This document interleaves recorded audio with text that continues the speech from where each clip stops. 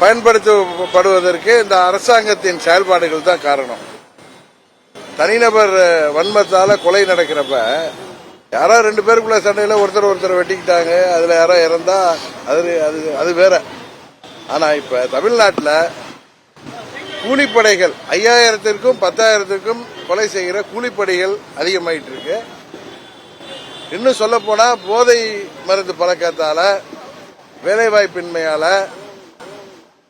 20, 22, 25 வயதுக்கு உட்பட்ட இளைஞர்கள் தான் இது போன்ற சமூக விரோத செயல்கள்ல, கொலைகள்ல யாருன்னே தெரியாம காசு கொடுத்தா போய் அவங்கள வெட்டி கொள்கிற அளவிற்கு தமிழ்நாடு முழுவதும் இன்றைக்கு கொள்ளை அதிகரித்திருக்கிறது. கூலிப்படைகள் அதிகரித்திருக்கின்றார்கள். தேர்தல் அறிக்கையில் திமுக என்ன சொன்னாங்க? ஆண்டுக்கு 10 லட்சம் பேருக்கு வேலைவாய்ப்பை உருவாக்கி தருவோம் இளைஞர்கள் சொன்னாங்க.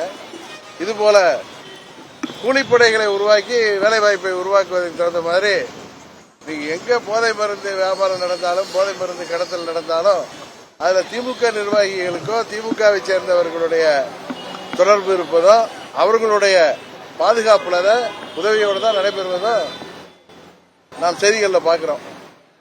இந்த ஆட்சி மக்கள் விரோத ஆட்சி என்பதற்கு இதை விட எடுத்துக்காட்டு கிடையாது. திரு ரகுபதி அவர்கள் சொல்வது தவறு.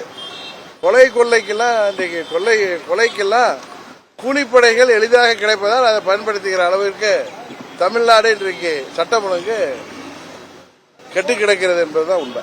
அமைச்சர் உதயநிதிக்கு துணை முதல்வர் பதவி கொடுக்கிறதா பேசியிருக்காங்க.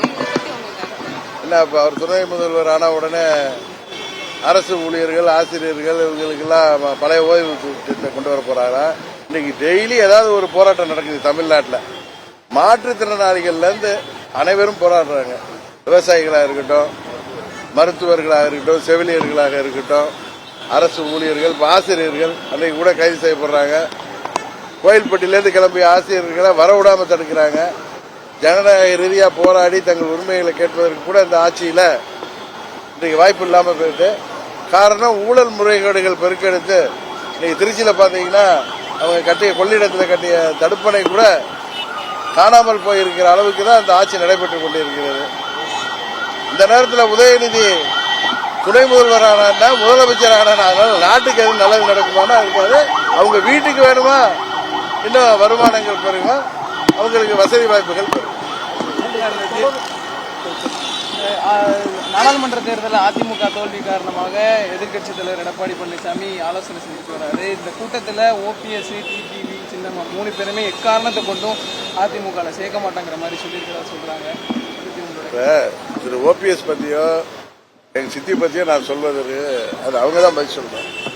நாங்க அம்மா மக்கள் முன்னேற்ற கழகங்கிற கட்சியை ஆரம்பிச்சு 7 ஆண்டுகள் ஆகுது.